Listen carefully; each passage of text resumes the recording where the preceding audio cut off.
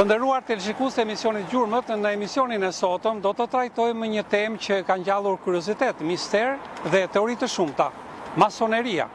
Çfarë është në të vërtetë ky rend i lashtë dhe pse ka qenë gjithmonë i mbështjell me sekret? Cili është roli i saj në historinë e Shqipërisë dhe çfarë dim sot për rrënjët dhe ndikimin e saj? Për herë të parë, një nga figurat më të rëndësishme të masonerisë shqiptare, zoti Piro Dode, ishte mjeshtër i madh dhe i përnderuar i Lozhës së Madhe të Shqipërisë, rrëfen ekskluzivisht për emisionin Gjurmët. Ndiqni intervistën unike për të kuptuar më shumë mbi një botë që shpesh fshihet pas perdeve të misterit dhe në të cilën kanë bërë pjesë figura të shquara të kombit shqiptar. Zoti Piro Dode, faleminderit që pranuat ftesën e emisionit Gjurmët. Faleminderit edhe juve.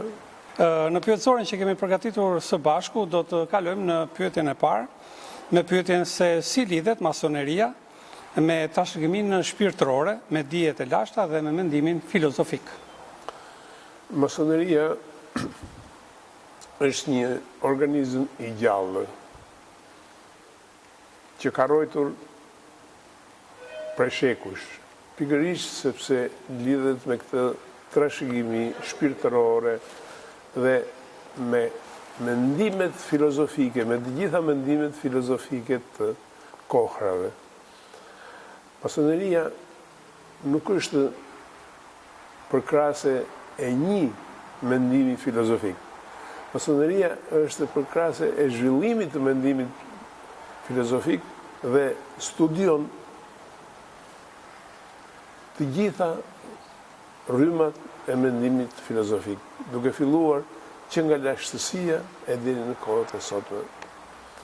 Masoneria nxit antarët e saj që të studiojnë dijet e lashta.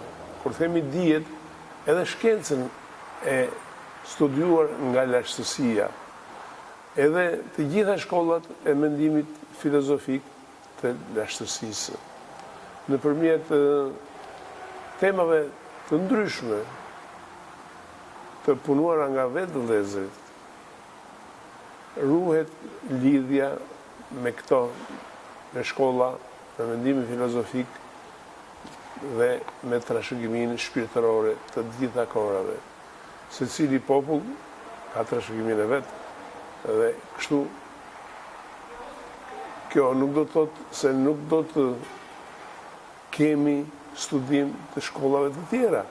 Studiohen të gjitha shkollat pavarësisht nga vendi ku janë, po secili ka atë, si thua, këndin e vet të vështrimit, ka shkollën e vet filozofike, ka trashëgiminë e vet, qoftë kulturore, qoftë shpirtërore. Po, zoti Piro, të kalojmë më në brendit të kësaj filozofie, të kësaj rryme.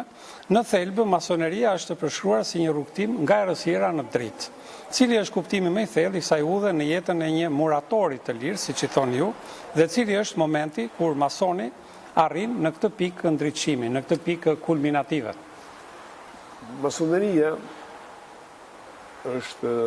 fillon me një inicim, që do të thotë fillon me rrugëtimin e atij që hyn në masoneri, me rrugëtimin e nëpërmjet masonerisë. Hyrja në masoneri tregohet si një rrugë që mundëson njeriu për të ndriçuar. Por kjo është e mbarur nga vetë personi, që hyn në këtë rrugë iniciatike. Është e mbarur nga angazhimi që ai ka në këtë. Mund të iniciohesh, po aty është fillimi.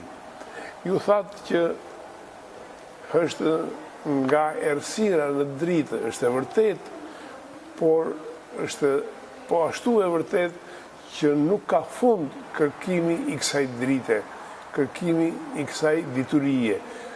Masoneria prandaj ka jetuar ka gjatë, sepse në mënyrë të vazhdueshme kërkon dhe studion, pra nuk ka një arritëm në fund, nuk është një tunel, është një rrugë e vazhdueshme që zgjat pafundësisht deri në fund të jetës. Po, zoti Piro, çfarë përfaqëson për një mason vëllazëria dhe a është një lidhje emocionale, një obligim moral apo një akt të ndërtimi shpirtëror me njëri tjetrin, pra midis antarëve të masonerisë? Shiko, masoneria është si një qenie e gjallë. Masoneria vërtet është në radhë të parë një frymë. Është një lidhje shpirtërore e të gjithë atyre që e konsiderojnë vëllezër. Në masoneri çdo antar quhet vëlla. Është lidhje shpirtërore e të gjithë këtyre.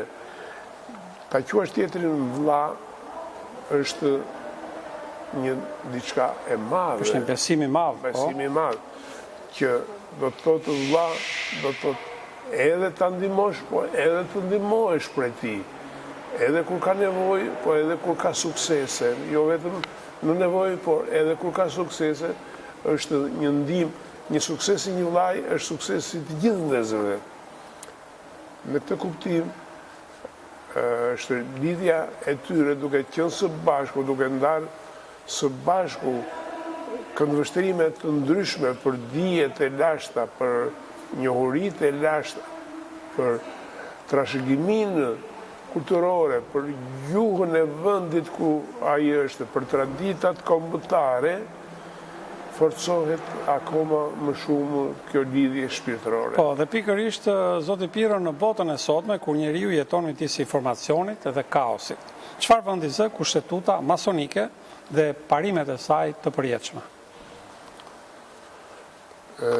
Masoneria ka qenë në të gjitha kohrat në krahun e përparuar të historisë së njerëzimit në çdo vend. Pra ka qenë në avangard, apo jo? Ka qenë në avangard të historisë së njerëzimit në çdo vend. Pra është e lidhur me të gjithë hapat e zhvillimit të shoqërisë dhe të përparimit të shoqërisë. Mason kanë qenë një shumicë e njerëzve që kanë luftuar dhe janë shquar në luftën për emancipim dhe për përparim shpirtëror, kulturor dhe shkencor. Thuhet se masoneria është një filozofi e gjallë që mëson përmes simbolit dhe veprës. Çfarë e dallon filozofinë masonike nga doktrinat apo nga ideologjitë e tjera? Dhe a mund të quhet ajo një fe e re për kohën që jetojmë? Le ta fillojmë nga kjo e fundit. Masoneria nuk është fe. Sepse masoneria nuk është një dogmë. Pra në këtë kuptim, masoneria nuk është fe. Po masoneria është një qenie e gjallë që i bën të mundur apo u krijon mundësi të gjithë atyre që janë pjesë e saja të mendojnë ndryshe nga të tjerët në kuptimin që duhet të mbështeten në studimin e të gjithë trashëgimisë kulturore, shpirtërore, të gjitha shkencave, të gjitha rrymave filozofike dhe të marrin guximin të trajtojnë tema të ndryshme, qoftë ezoterike, qoftë filozofike, në të gjitha fushat. Për masonerinë nuk ka në një kufizim në trajtimin e temave.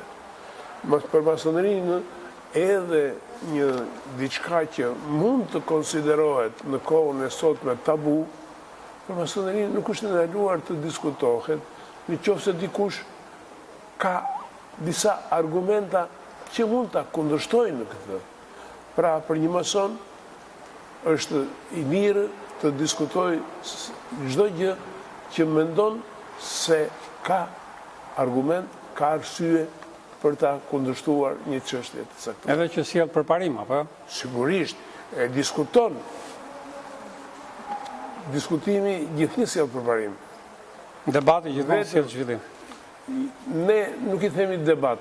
E kuptoj. Se debat është disi rrahje mendimesh, ne themi diskutim. Diskutimi është më i pacifist, apo jo, një term pacifist, më paqësor. Po, Piro, të vazhdojmë me pyetësorin tonë. Në historinë e saj, masoneria ka kaluar nga masoneria operative në atë që e quajmë masoneria spekulative. Çfarë humbi dhe çfarë fitoi njeriu gjatë këtij kalimi nga masoneria operative në masonerinë spekulative?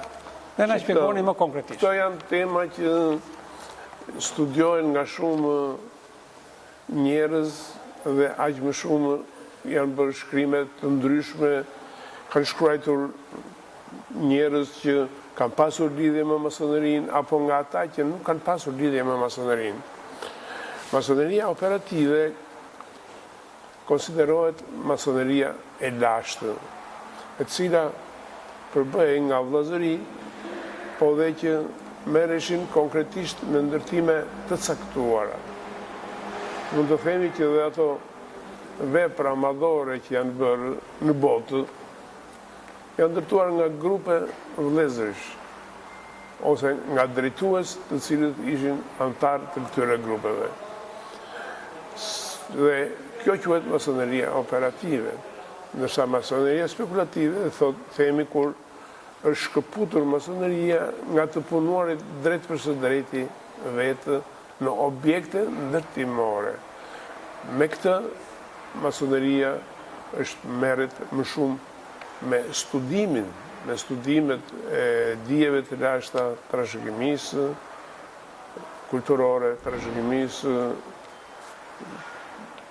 të gjithë trashëgimisë të gjithë kombeve, kombit të saja, se cila masoneri studion trashëgiminë e kombit të saja, dhe në këtë mënyrë bëhet e mundur vijimësia e masonerisë. Masoneria, megjithëse ka ndryshojnë sistemet, masoneria mbetet.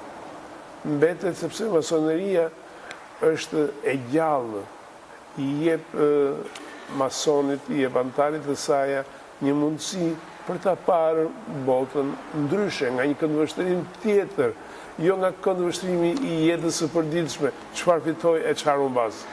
Sepse masoneria edhe kur është kthyer në spekulative, nuk është se ka humbur ndonjë gjë apo ka fituar ndonjë gjë. Jo, ka marrë një drejtim të caktuar që e bën njeriu të merret me ndriçimin e mendjes së tij, mendjes së të gjithë njerëzimit. Po.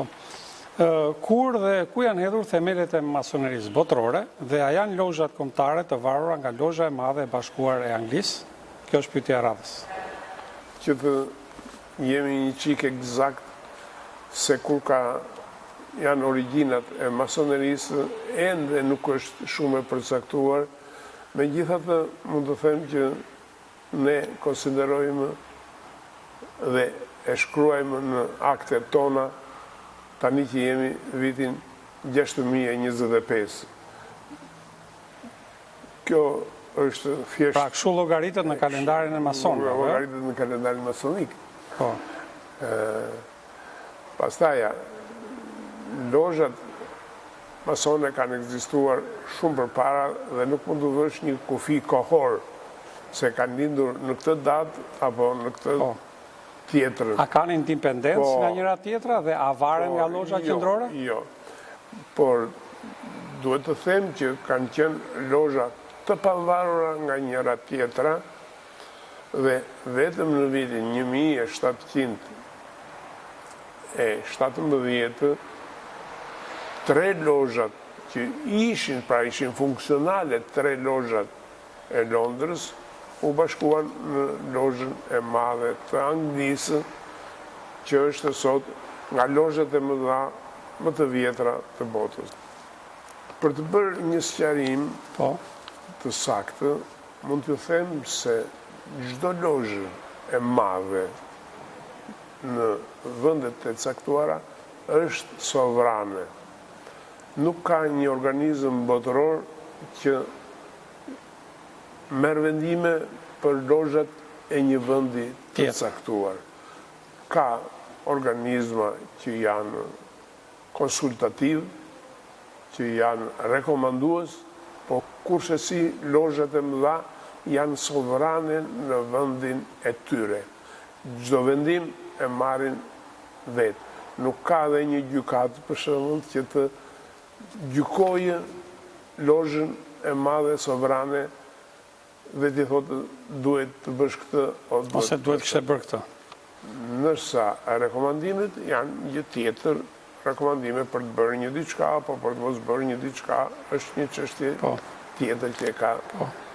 Piro, në cilat qytete të Shqipërisë ka lozha masonike përveç kryeqytetit që e dim? Tani në Shqipëri masoneria ka qenë e njohur që përpara shumë kohësh. Ne mund të themi me mburrje që shumica e rilindësve shqiptar ka qenë mason. Cilët ishin këta për shembull? Mund të përmendim Pashkovasën, i cili ka shkruar edhe vepra lidhur me këtë. Mund të përmendim se mund t'i përmendim të gjithë, po e kuptoj. Përmendim atë që është themeluesi i shtetit shqiptar, Ismail Qemalin. Mund të përmendim mjaft të tjerë që kanë qenë masonë dhe që kanë kontribuar për këtë vend. Mund të themi Aleksandr Stavre Drenova, mund të themi Vlezër Frashëri, mund të themi plot nga këto. Duhet të dini që në kolonitë shqiptare jashtë shtetit ka qenë një numër i tyre ka qenë dhe shoqata masonike. Pra, keni fjalën për shoqata adetare patriotike. Adetare patriotike. Dhe kanë qenë dhe masonike. Ishin masonike. E kuptoj. Kështu që ka qenë e njohur. Veç kësaja, mjaft nga shqiptarët që kanë qenë jashtë, kanë qenë mason, kanë qenë në lozhën në Turqi, në lozhën në Stamboll, ku ishte Ismail Qemali, ku bënde pjesë edhe një nga vëllezërit e sultanit. Ka qenë në Selanik, ka qenë në Athin, ka qenë në Itali. Në Shqipëri nuk ka pasur një shtet që të mund të konsiderojë dhe të ngrihej lozha e madhe. Peripecit që ka kaluar vendi jonë nga lufta e parë, vendi pushtuar, në mbretërinë dhe me kontradiktat që pati ajo periudhë, pastaj erdhi pushtimi gjatë luftës së dytë botërore dhe pastaj erdhi diktatura. Nuk ishte e mundur që të përhapej lëvizja masonike. Duhet ta keni të qartë që diktaturat janë gjithmonë kundra masonerisë. Masoneria është mendimi i lirë. Mendimi i lirë që do të thotë të thuash dhe të mendosh ashtu siç e mendon ti, jo siç të thonë të tjerët. Indikuar nga asnjë mendim tjetër. Pa indikuar nga mendimet të tjera. Në këto kushte nuk mund të bëhet fjalë për masonerinë në Shqipëri gjatë kohës që ka qenë një shtet independent. Në Shqipëri kanë ekzistuar, fillimisht kanë ekzistuar treshet, ato që quhen treshe, në Vlorë, në Durrës, edhe në Shkodër. Ka qenë Nikoli Vanaj, ka qenë Hilmosi, ka qenë mjaft figurat njohura të kombit shqiptar, por base mund të themi një person që është popullor dhe i njohur, Lazgush Poradelci. Edhe ai ka qenë edhe ai dashamirës i masonerisë. Kështu që mund të thuash për shumë figura të shquara të kombit shqiptar.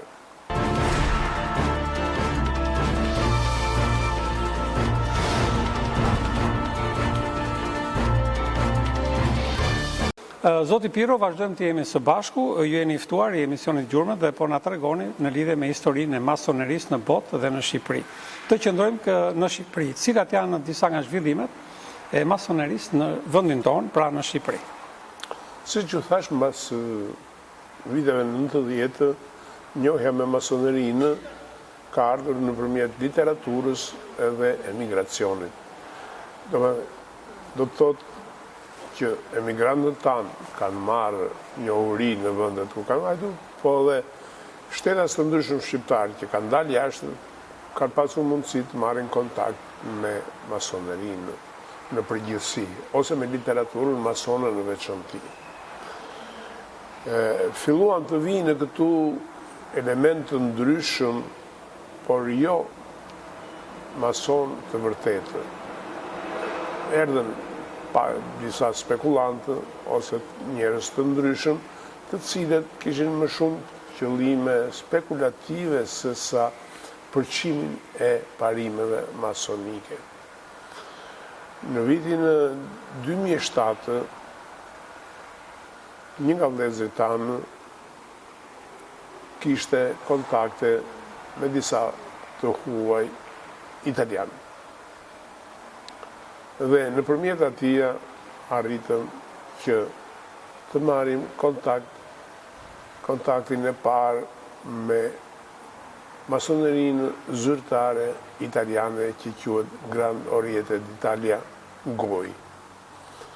Dhe kemi bërë vizitën e parë në 2007 në Livorno. Mbas asaj filluam punën në Tiranë. Sa herë në mënyrë të organizuar, apo? Në mënyrë të organizuar, u bë një grup i parë i cili u iniciua në Itali dhe gradualisht ky grup u zgjerua. Deri në vitin 2009 u arrit që të inicioheshin një grup prej rreth 20 vetash në Galipoli të Italisë. Më mbrapa, inicimet vijuan të bëheshin në Tiranë me duke improvizuar lozha me materiale rrethanore që ndodheshin, pa pasur një tempull apo një qendër, si mund ta themi, solide të përhershme për këtë punë. Dhe aktualisht në këto momente ju flasim bashkë, ju e keni tempullin tuaj? Sigurisht, e kemi dhe e kemi atje ku e kemi pasur që me krijimin e saj. Por e keni më të kompletuar ashtu siç e do masoneria. Shumë më të kompletuar dhe bile edhe ata që kanë përvojë 200 vjeçare kanë thënë që e keni shumë të mirë se tonën. Po, dhe përveç kryeqytetit, ku jeni të shtrirë në qytete të tjera të Shqipërisë? Përveç kryeqytetit kemi lozha edhe në Fier, edhe në Korçë. Po, Piro, dhe së fundmi, cilat janë kriteret që ju keni për të pranuar antar në vllazërinë masonerisë? Përveç kritereve, do doja të theksoja dhe diçka që lidhet me zhvillimet e masonerisë në Shqipëri gjatë këtyre kohëve. Edhe masoneria, si çdo organizëm tjetër, duke pasur përbërje nga shtresat të ndryshme të shoqërisë, këto shtresat të ndryshme janë shtresat të shoqërisë shqiptare dhe tashmë dihet cilat janë kontradiktat e ndryshme në Shqipëri. Kështu që edhe në masoneri ka patur disa elemente që nuk kanë gjetur atë që ata prisnin, duke u mbështetur në kërkesat e tyre individuale, por jo në kërkesat e përgjithshme që i takonin masonerisë. Pra, për këtë arsye ju keni disa kritere. Këta elementë, me qenë se nuk kanë gjetur veten e tyre, janë shkëputur nga masoneria dhe janë larguar. Ne nuk kemi një urdhër i mbyllur që po u fute nuk largohesh më. Jo, kene vjen me dëshirë dhe mund të largohesh vetë pa asnjë pasojë më mbrapa. Ne s'duam që të largohet asnjëri, po ai që do edhe mund të largohet. Në qenien e vëllezërve masonë janë të rëndësishme të mbajnë parasysh ato parime që janë për një mason, që themi duhet të jesh njeri i mirë me emër dhe sjellje të mirë dhe një adhëtar i mirë, se kjo adhëtar i mirë simbolizon qenien e sovranitetit të lozhës së madhe.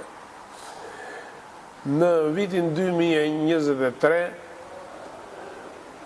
ndodhi që në udhëheqjen e lozhës së madhe të Shqipërisë të ishin disa vëllezër të cilët patën më shumë ambicie personale se sa çështje.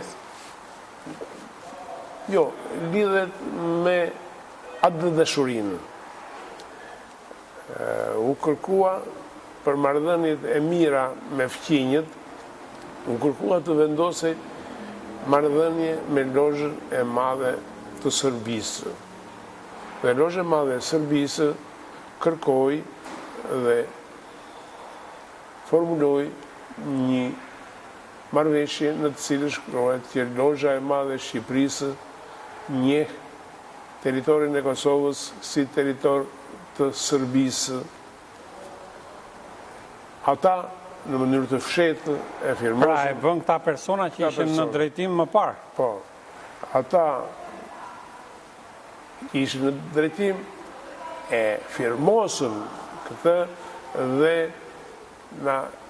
ne vetëm kur e zbuloi vetiu, nuk na thanë në mbajtje të fshehtë, deri në kohën që ne mundën vëllezërit ta zbulojnë nga